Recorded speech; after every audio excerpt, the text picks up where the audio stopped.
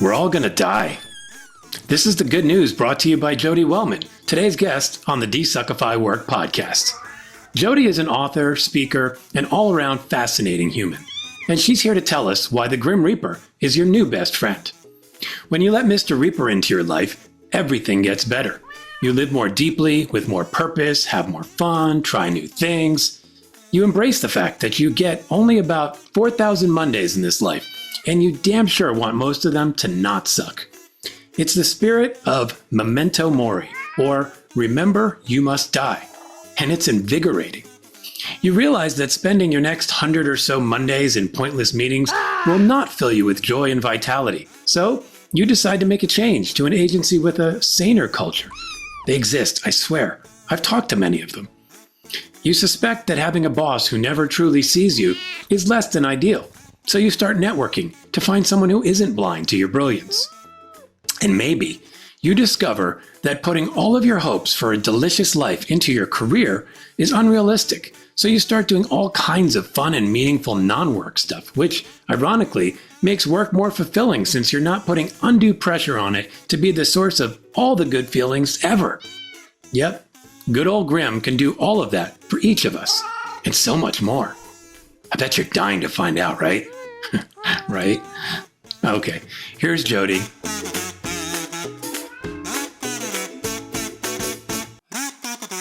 Okay, Jodi Wellman, welcome to the DesuckifyWork Podcast. Oh, I'm so excited to desuckify with you. This is going to be really fun, I think. You are tackling a very difficult subject in a very wonderful way, and I think people will appreciate that because, as you say, we are all going to die. That reality can terrify us, but I think it can motivate us in really cool ways. So I'm excited to just kind of dig in all those ways that you've been exploring with the work you do and your new book and all that good stuff. Oh, good. Well, yeah, I love your open attitude. And before, like 38% of your listeners drop off, don't go yet. Don't go yet. Give us a chance to I swear it's going to be fun. It really will be. And I think that's the beauty of it. So before we dive into the fun, maybe if you can take a minute to kind of tell us, how did you kind of end up doing this work that you're doing now? Yes. Well, 4,000 Mondays is my company, and it's called that because, spoiler alert, we roughly get 4,000 weeks to live. Yes. And I have been toying with this idea for as long as I can remember, but I just didn't know what to do with it. And I was scared because in the work I did, so I worked corporately for 17 years, and then I did leadership development and coaching for another 10. I couldn't figure out how to talk about mortality without really turning a whole mass of people off. Yeah. And I, it was always like this hobby that I was taking these little clippings from quotes from philosophers or articles or things that just, you collect. And it kept burgeoning in me. And then I went to school. I went back to grad school for applied positive psychology at the University of Pennsylvania. I know a couple of your guests have been through that program. And it was like, the wake-up call happened for me. Like I studied this topic of memento mori, remembering that we must die. And for whatever reason, it just gave me the footing, the feeling like, okay, if this is based in some science, well, then I'm allowed to talk about it, which is really just a weird mind shift. Like sometimes we just need that extra bolstering of credibility or confidence, really. And then he was like, let's get off and running in terms of making this the platform from which I will, bellow from the mountaintops.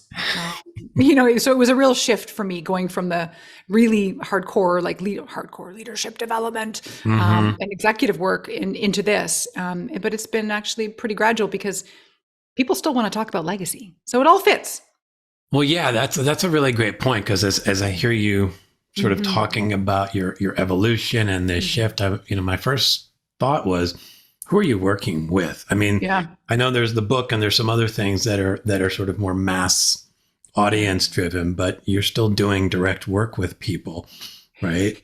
Yeah. So less one-on-one for sure. I've moved away from the executive coaching, and it's working with groups and teams. So, you have a work group, right? You've got like your sales team, and there's a kickoff meeting. And so I obviously I'm the workshop that's like, let's get people jazzed up and excited to live, with more attention. But it's also a workshop or a retreat with an executive team going away saying, hey, like, how do we think about our legacy? What are we building here? How do we want to be remembered as an organization, as a team? And then of course, like as an individual. And so it is really designed to be this like eye-opening experience about how, like, guys, our time is ticking. It's a diminishing resource and we better start looking at it. And the good news is that it's called temporal scarcity. Like when you see an asset as temporary, we tend to value it a heck of a lot more than if we think like, oh, it's going to go on forever. And so we tap into that and it's like, how do we want to shape this? Your life, your team, like your projects, like how is it knowing we have a deadline, a literal deadline? So it is really, it's usually a lot of corporate teams, but it's also a lot of associations that get together and have annual meetings and it's just so much fun. Yeah. It sounds really fun. And it sounds like a really interesting mind shift for people who are existing in a corporate company space, right? Because it's not what's on your mind. It's not what's discussed. And, the idea of a deadline is very well known in the corporate world, but more in the sort of artificial sense that we create deadlines for work rather than the big picture deadline that then allows us to see the importance of what we're doing and the importance of making it matter. And, the importance of also having some fun along the way and cherishing the moments within it. How are people responding as you're bringing this to them? I was very curious because, again, I had this jaded background, as discussed. I worried unnecessarily that people were going to be, thinking that it was a little bit too self-focused in a world that is typically more team-focused. So I can make everything about the team, but I'll tell you, people are clamoring to know one another on a different level. And there's nothing that beats, you get a team together, right? And let's just say we have like a half-day retreat and we're talking about meaningful stuff. Like, how do you want to be described at your funeral, right? Or, and that's certainly a morbid touch. So let me lighten the load for a sec. It's like, think about ways that you want to widen your life with vitality. What are examples of ways that you've been dreaming about but putting off? And you don't want to live an all talk, no action kind of life. That's not the kind of leader or person you are. What do you want to do? And I'm never, ever bored by this because I see people, and then I do this thing where I pair people up or I put them at their table or whatever. And when people start talking with their colleagues about their dreams that are outside of work that they kind of don't talk about, like, oh, I want to get my black belt. I'm really close, or in whatever the martial art, or I really just want to learn how to do collages, or my dream is to down the road start a nonprofit, or, I would just love to go and travel into the jungles of whatever the country. And you get people talking and the energy and excitement. And then, good old fashioned accountability. Right? It's like a behavior of a cohesive team. It's like, let's hold each other accountable in a positive peer pressure kind of way. The coolest thing.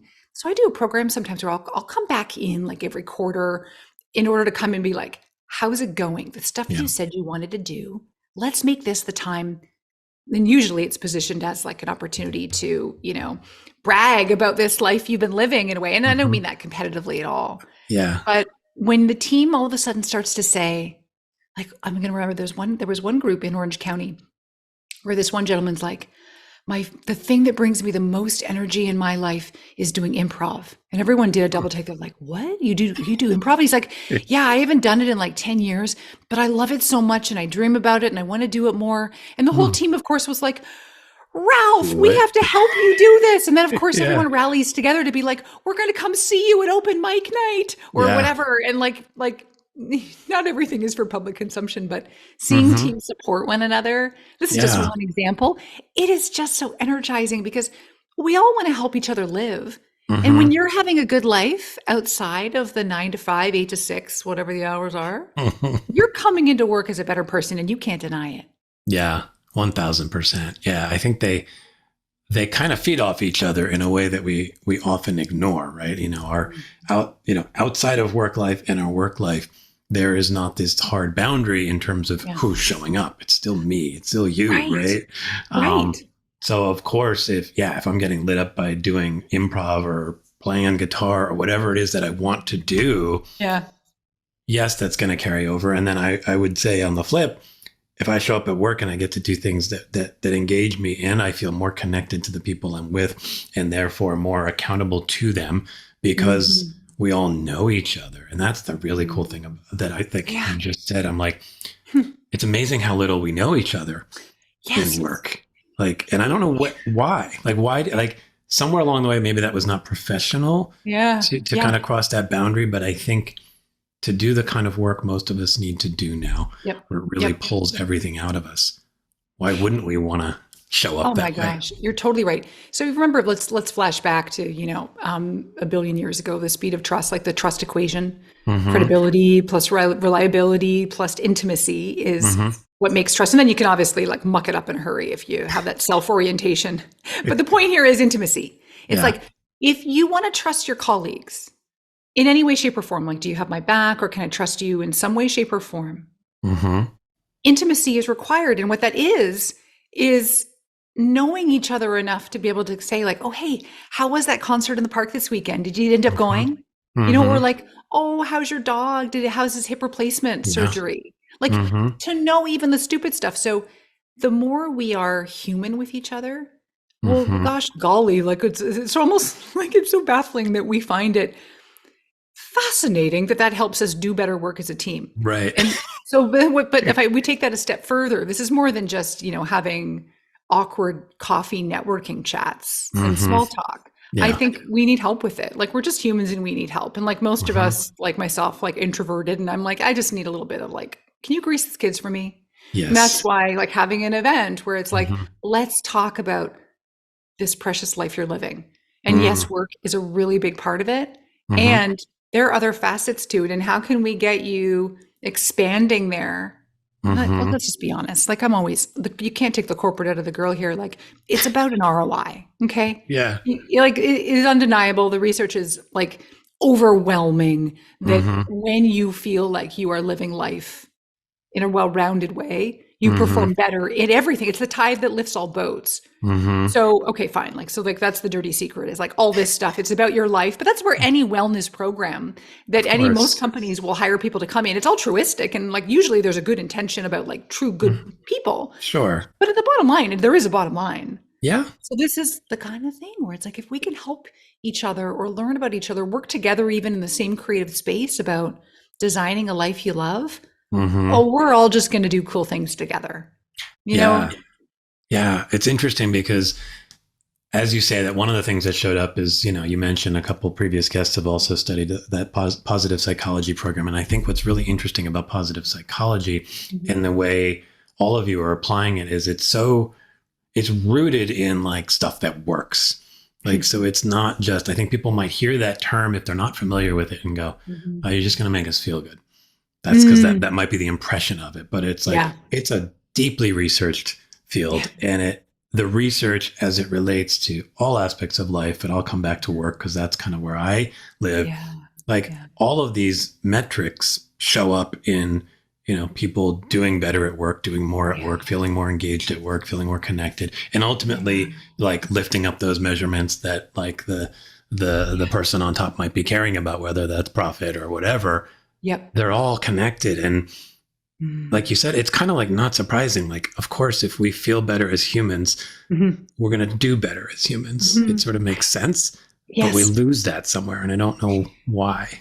Yeah, I agree. Yeah. It's like, it's an easier instinct to just sort of stick to the script at work. But it's funny, as you were just talking right now, TJ, about this idea about positive psychology. Of course, I'm a fan. I'm a child of. I recognize that this topic that we haven't even delved too much into, but this idea of our mortality, like it's a little bit off the beaten path of like, a lot of people will be like, oh, I don't know if she's going to make us feel good. Because if we're going to talk about the bitter end, like, no, we're going to talk about it to acknowledge it and do it meaningfully, but then use it to catapult us into living with more intention. So this idea too, that like we're all dealing with various degrees of like hardship or like the tough stuff that goes on at work or the tough stuff that goes on in our lives. And like the inevitable ending of our lives is just really the ultimate like grand finale of crap that we have to go. Mm-hmm. And so I'm acknowledging that this is what's called the dark side of positive psychology. And there's like so much richness there. It's like, yeah, it's really tough. And like there is a bit of a silver lining around it, right? Like, and how can we make that be the animating feature? You know, or like even as a team, acknowledging that like stuff's going to change. You know, the beloved leader is going to end up, you know, maybe moving up and on or dying, but usually it's, you know, it could be because of a fabulous promotion. Sure. Or it could be because like the things are going to get reorganized. Like we're all in a state of change and essentially like death and rebirth. And so again, let's just take a quick sec in the middle of it to reflect on like, what do we want it to look like? Because we have so much more control over it than we think. Yeah, I like that kind of analogy of every change in our life is effectively like a little kind of mini death, right? You know, we have to deal with that loss and adjust to that loss and figure out how we move forward and what can we learn from that? How can we grow through that? I also really like this notion of bringing the awareness of death, not just to us as individuals, but if you think of it organizationally, you know, and there's a lot of talk now about, you know, how businesses can be more focused on doing what's really needed and what's good in the world and all that kind of stuff. And I think what greater animating feature to do that than to be aware of our finiteness. And because I think a lot of companies, because effectively a company can go on forever, right? And so it creates this false sense that what we do just kind of can go on forever. Yes. Right? So if there's that finiteness, can we rethink what we actually do? Yep. This might be provocative, but it is because we as humans are finite that a lot of people believe like that we get anything done. Because like just the quick thought experiment, if you knew you were going to live forever and ever and ever, you would have no real sense of urgency to go study that thing at school or go and take on that new project or do anything that quite frankly takes effort. And so it's because we know that, well, I've got to get moving, you know, before I retire, before whatever the milestone is. And organizations are very much the same. And I think that you even used the word earlier when you talked about deadlines as being arbitrary. That's always the kiss of death, right? It's like we have, even if you can have the most urgent, like time-oriented, time-focused leader who's like, oh, we gotta, I mean, we all know those, they're maniacal and we just need to, oh gosh. Roll our eyes for a second. Like, could you like, it doesn't have to be done by the end of this month. Like, why are you killing us all? Okay. But generally it's the awareness that like, let's come up with something that's really exciting for us that we can do in a time frame that's just tense enough to motivate us and get excited and feel like there is like that appropriate tension in the room, but not have us drag it on and languish. Because it's that slow moving sort of meandering that creates that boredom. And boredom is, there's a really great line about like boredom is the luxury of people who've lost perspective on their impermanence.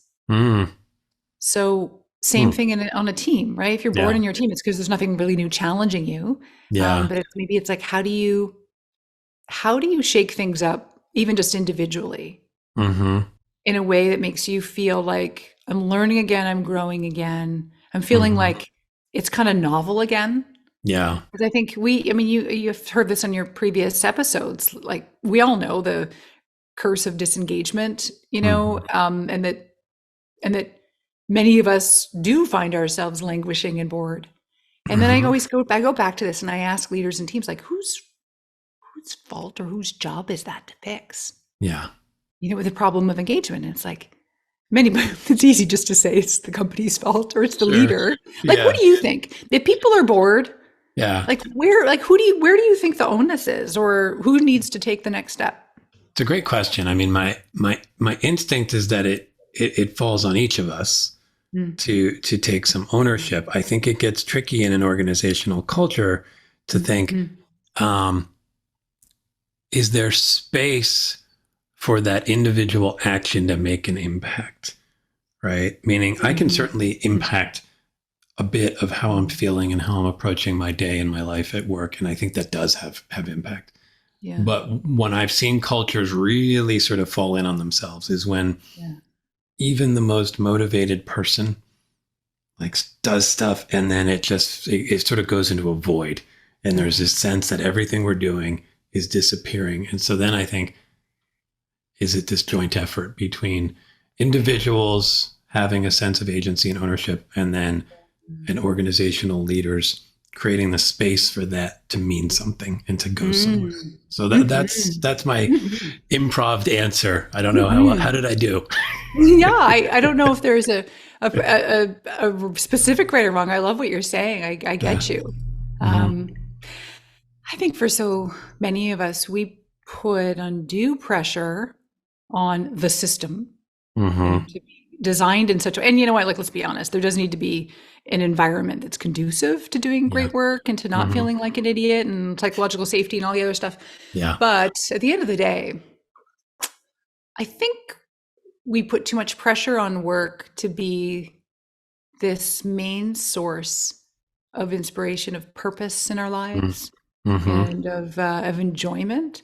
And there's just, I mean, every coffee mug or like, you know, sign at Home Goods is like, do the thing you love and you'll never work a day again in your life. And so we're like pursuing something that I think it's tough to pursue. It's like work is going to be work and there will always be annoying tasks there. And I think it's two things. It's up to us to take the reins and say, okay, how do I, if I am feeling a little slumpy, what do I need to do? Because again, back to this whole idea, like my time is finite, my career is finite, my life matters. Because again, putting it all in the perspective that like, if I know I have, and this is true according to math, 1,819 Mondays left on average. And if my career is calculated at like 642 Mondays left, like I don't want too many Mondays in a row to go by where I am either bored or totally dreading it or obviously hating it with all the deep hate in my heart.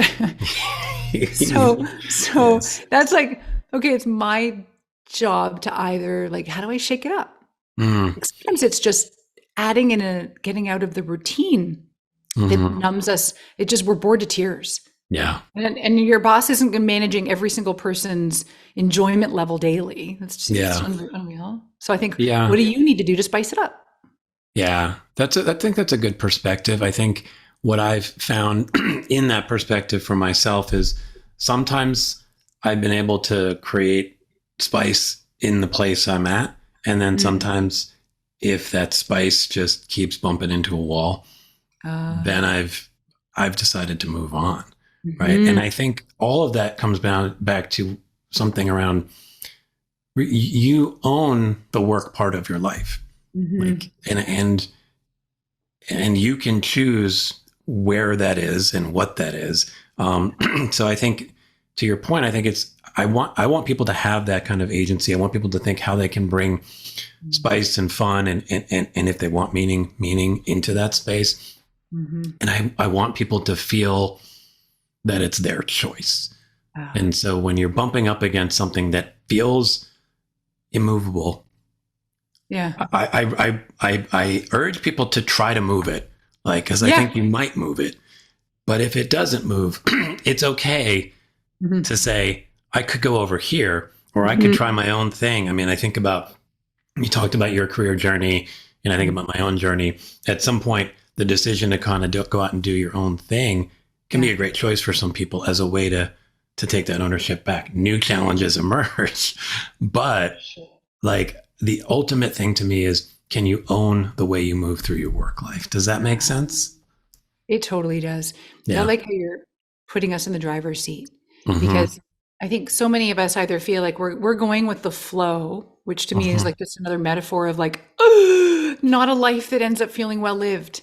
You know, like we can go with the flow, like when the flow is good, we're going to be like, but then it's like, am I the one making choices, or am I just bobbing along like the lazy river of life? And all of a sudden now I've been in this job that just really sort of sucks the energy out of me. It's been 4 years now. And like, wait a minute, you kind of stop and it's like, it can be scary. Like, what have I done with these 4 years? Like, Yeah. and then bigger fear, like, have I squandered this time? And all I can say is like, hey, it's all water under the bridge. It's okay.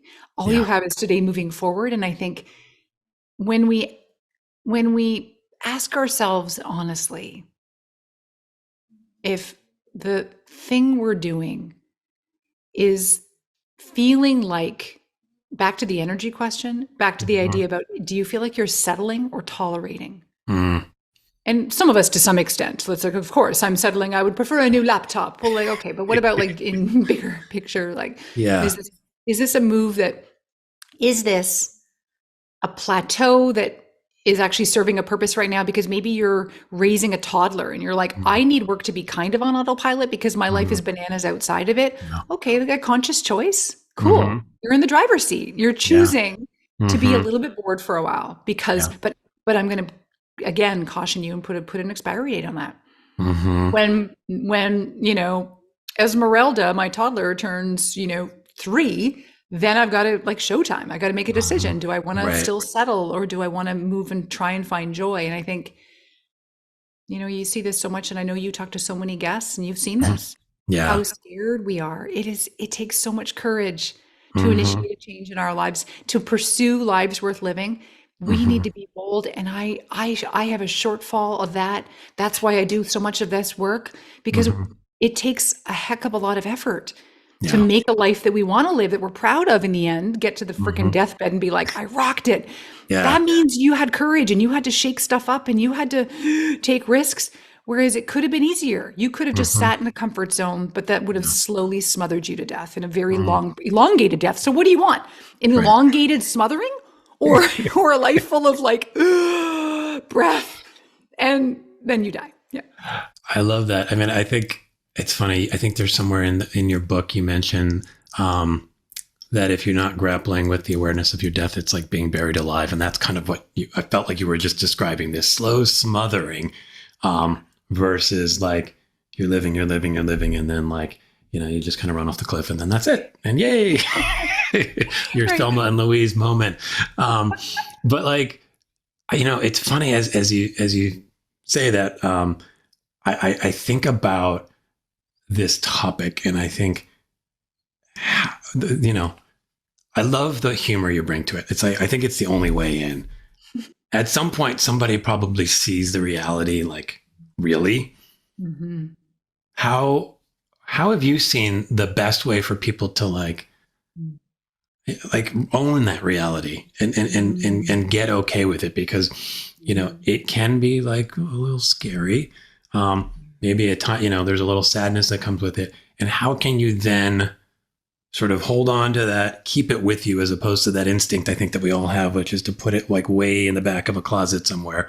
Yeah. Hold it with you and have it become like your companion. Because I feel like this is kind of how you describe it. It's like the Reaper's like your companion who's like nudging you to do all that good stuff. Have you seen anything that gets people to that space? Of owning that? Such a good question. Because you are hinting at the thing that's super real, which is like that we do need reminders. Like this discussion is not news to anybody here listening, right? Like we all know we're going to die, and we all know that we would prefer not to talk about it. Thank you very much. And yet we consciously get like, counting. Like I recommend counting our Mondays. That's just really a first step. Is just enough of a rankling for many people to go, oh, right, yeah. Because I think we're used to dealing in years. And that math has just sort of, we glaze over. Invisible. But when you count Mondays, it can be that more, a little bit of an eye opener. So I think that's a key. And I recommend doing that kind of every Monday, like have it be a countdown timer. So you're making me aware, and I think about this. There, a lot of people will self-describe as, I am super afraid of death. And I'll acknowledge that some people have more existential angst than others. Totally get it. Yeah. And you can still play this game. Because I'll still say that there's a cost to not paying it. So there's a line from Feifel, one of the early existential psychologists, like we pay expensively for the taboo we attach to death. Like by not being willing to go there, you just have to know you're potentially giving up on a heck of a lot of pent up, stored up life that you could be tapping into. Okay, so there's my hard sell. But in terms of practicality, count the Mondays and then say, you don't need to linger there. Like, I'm not asking anybody. I mean, yeah, I've done retreats where like we really spend a lot of time there. Like you're literally lying in a freaking coffin, which is hilarious. And if you don't need to do that, we could go count your Mondays, really get that sense of like, right, I'm finite. And like, maybe it is unfortunately tapping into grief about a friend who died prematurely, or maybe in recognizing the sanctity of life and going, wow, like, you know, in my book, I recommend like there are no less than 18,000 questions about your life. And the pre-mortem is pretty key, which is the first step, which is like, how is it going right now for you? What do you like? And then maybe when you do more of, and like, where are the dead zones? And so when you're able to assess that stuff, now we're going to move pretty darn quickly into the living part, not the dying part. It's like, well, let's talk more animatedly about your bucket list. Let's talk more excitedly about something you might regret if you were on your deathbed tonight. But the cool thing is that you're not. And now we get to go, okay, if you were going to regret not booking that family reunion in the Poconos, because that's been the dream of your life. Yeah. Okay, should we talk right now about like, what would be the first step you could take to plan the Poconos reunion tour? I don't know. Now it became a tour. It just happened that fast. But like, I love it. It sounds fun. I might want to go. Yeah.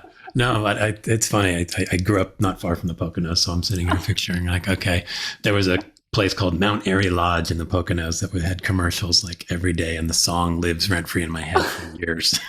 Okay, sorry that I brought that back for you. No, I like it. It's fun. It's a fun nostalgia. I'm treating it that way. I totally do. I love what you're saying here. I mean, the counting Mondays thing is really interesting. I did the exercise. I think I'm at 1144, which means I'm both older than you and a man. Yes. You know, so I kind of like, you know, I noticed those numbers. And it's interesting because I can even see that number as like, oh my God, that's it. Or, oh my God, that's still a lot. And like, you can like shift your perspective depending on how you choose to view it.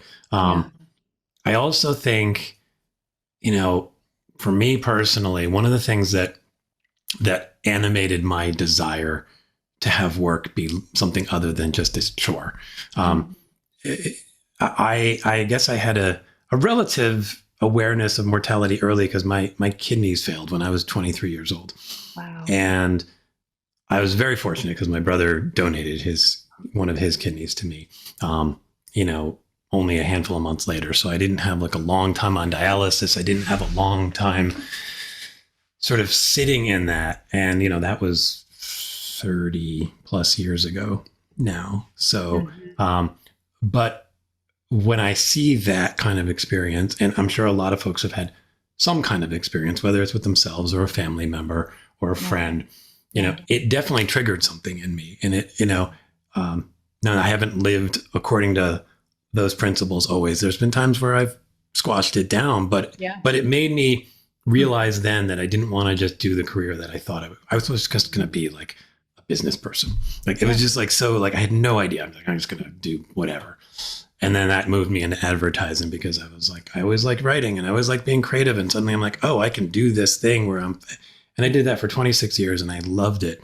And I think I've carried with me that whole time this idea that this part of my life matters, you know, that I refuse to have it simply be like a 8, 9, 10, 11 hour pause button that I push. Right. And I think all of what you're talking about helps people get into that kind of space, even if you hopefully haven't had to have some kind of experience that like shakes you out of it.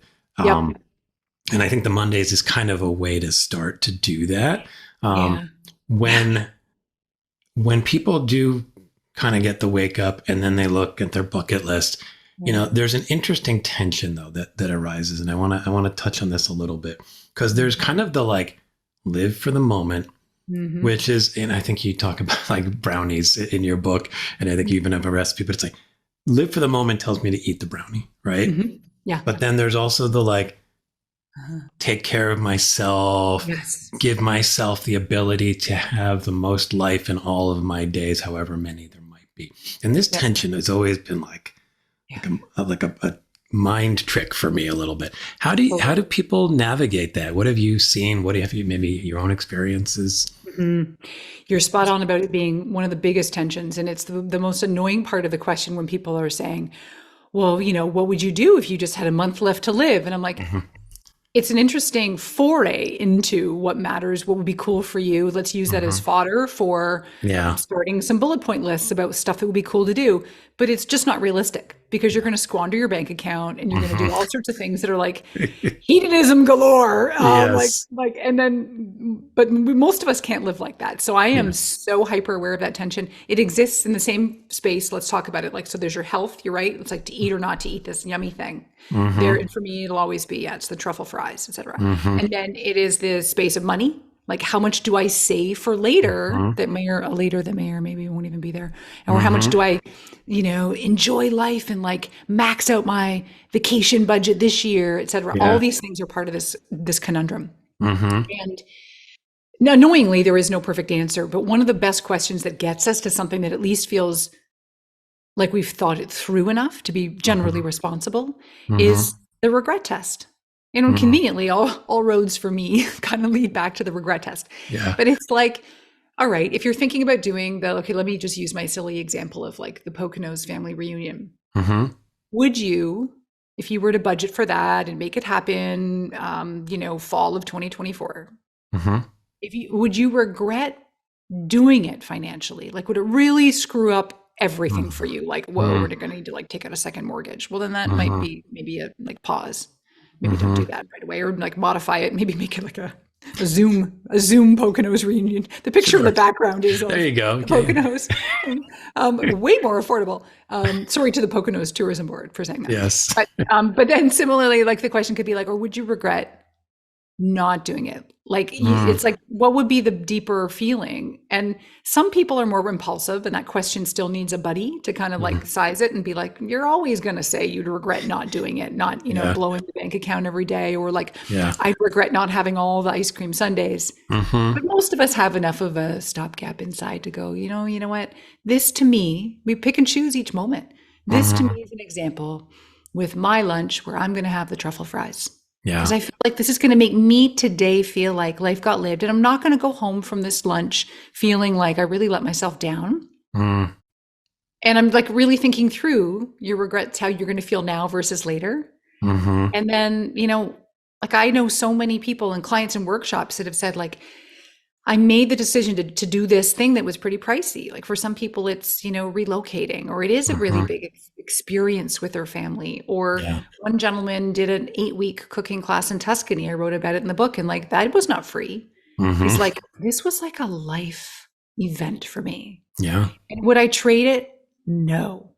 So we just have to stop and ask ourselves regularly, is this something I would regret doing or not doing? I really like that lens because it applies both to the 8-week, trip to Tuscany, but I can see it even applying to the truffle fries or the brownie or the cookie, because it's like, will I regret having this cookie today? Probably not. Will I regret if I have a half a box of cookies every day for the next 10 years? I probably will, because of how that will make me feel. And how that will keep me from doing other things and not allowing me to show up in the way I want to. So it's like a wonderful lens on big and small, which I really enjoy. Well, you're also hinting at something that's just an uncomfortable reality for most of us. So I did a blog post maybe a month ago about a bunch of different ways online that you could calculate your life expectancy. There's no shortage of them. All the insurance companies have them, all their algorithms, all the things. And so I did like 11 of them, and the range was pretty great, in terms of their predictions. But the average was pretty sweet. It was like 95 or something that was like, all right, well, we'll see about that. But one of the fascinating things was that many of them had a mechanism where you could indicate how much you drank per week of alcohol, for example, or how much you exercised per week. And it would do in the moment, the little tiny, the little nudge, and it would be like, okay, so this is how, you're going to see where clearly I'm a little off kilter, but I was like, if I drank half as much as I drink, because I love to drink with dinner and sometimes at lunch, but only if it's like a are working, whatever. Now all of a sudden you're going to do an intervention for me. But my point is going to only make this worse, which is like, I enjoy a cocktail sometimes. So that for me is part of what I've rationalized is like, I like life in this way. It's fun and I'm not overdoing it. I'm comfortable there. But when I do the little adjuster, if I drank half as much, like let's say like, I don't know, 3 drinks a week or whatever it is, it would tell me that I would live like I'm making this up right now out of memory, but like 2.9 years longer in my life. And I paused and I was like, I'm making a decision right now that I want to enjoy, like a life well lived right now includes some more glasses of wine, that getting those years at the end, I am opening up a big can of worms because I recognize it might also impact my health along the way towards the last ends of my life. And I regret everything I'm saying, but the point remains, we make decisions in life sometimes where we're like, nobody is living the perfect life, but we just have to do our very best to be conscious and aware about what makes you happy. So for some of us, it's like, you might say, I like a cocktail, or I love to have really special pasta dinners with my family. We make them together. Or for some people, it's like, we love really, long languishing vacations. And does it cost us a lot every year? Yeah. Could we be putting more towards retirement? Yeah. But this is how we want to, balance our income. And so these are all just choice. These are trade-offs we make. Yeah. I like the idea of just having some, thinking of them as levers of the short term balancing with the longer term, and thinking about how to gauge those. And for some people, they might be a little more skewed short term, and some people might be a little more skewed long term. And that's okay, because that's the values that are informing your decisions. And I think that feels like the key, right? Is it a decision or is it just you kind of like sloshing through the whole thing? That's it. Yes, we want slosh-free, squander-free lives. Thank you. I know I think at one point you described it as like the lazy river of life or something. And then I thought, well, but I really love lazy rivers. Okay, that's different. Yeah, that's allowed. You can go to actually, like somebody at some point asked, like, if you had like $1 billion, what would you do? And I was like, well, I'd build this amazing house. And part of it was like, with a big guest house for friends and family. And then I was like, I want this lazy river that travels through the whole damn thing. So you could just spend all day.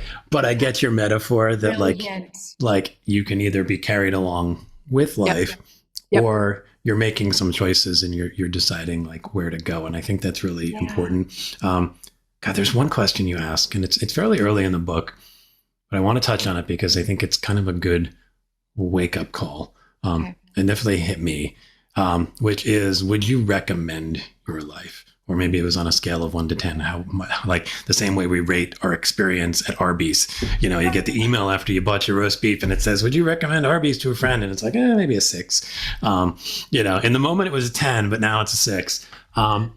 Like, that's a hard question, and do you pose that question to a lot of the folks you work with, and how do they respond to it?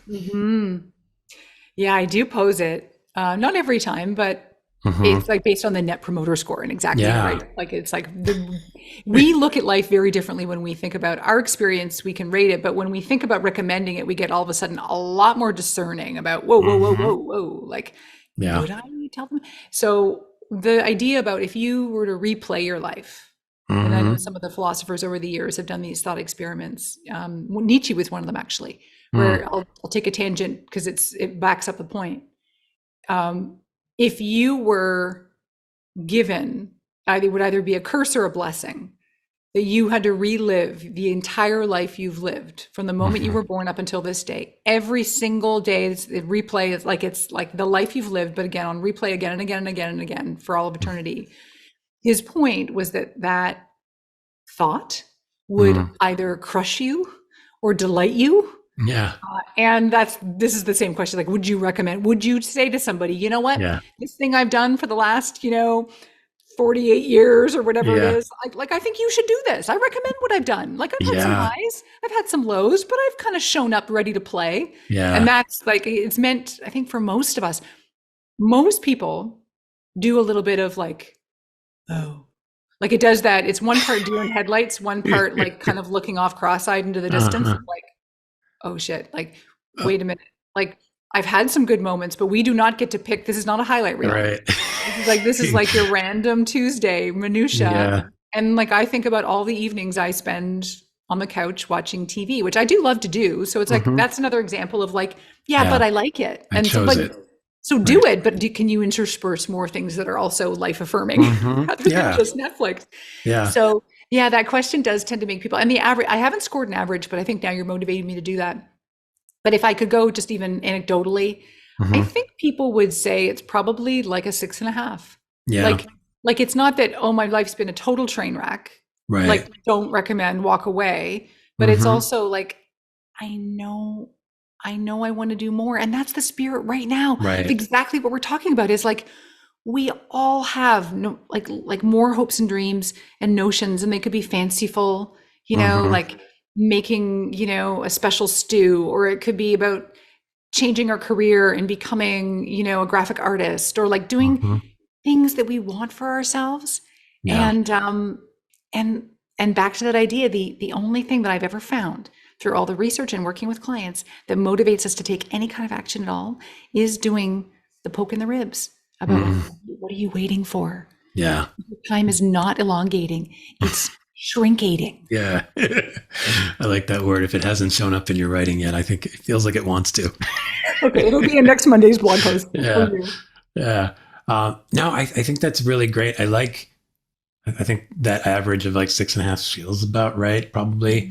And I like the notion that like you can then look at the remaining time and go like, where could I get that score so that when I am on my deathbed, and if somebody like, if you did have the opportunity to go like, I can give this life to somebody else, you'd be like excited to give it to somebody. Yes. Oh, okay. That's so cool. You're also reminding me of this idea that, when you get to the end, to what extent would you feel like I'm good?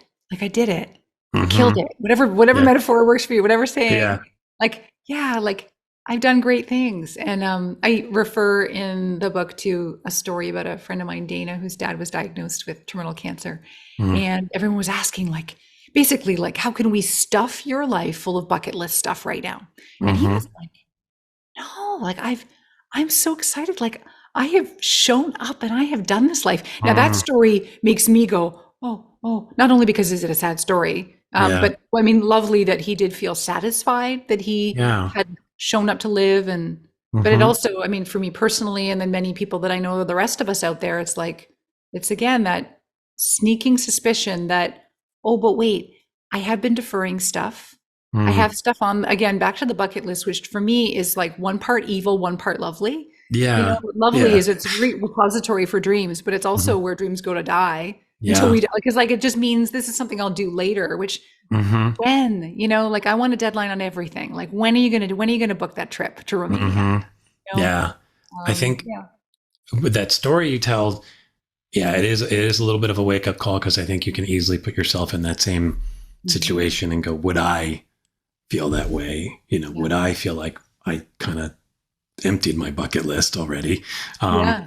And I like the idea of a bucket list maybe being a little more active, meaning I don't know how you operationalize it, but in some way that you have this list and you somehow make it a rule or whatever, that you pull a few things forward from that bucket every 6 months. It's like, okay, like you need to kind of like keep lowering it. And I think that can be true more broadly in life. I think that can even be true in a work perspective. When I think about people who are trying to desuckify work, it's like a lot of people have work dreams too. It's like, someday I want to do this. Someday I want to run a nonprofit. Someday I want to have my own company. Someday I want to, whatever, just be the vice president of whatever thing, like whatever the thing is.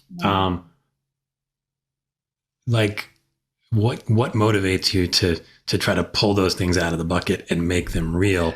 That seems like the key.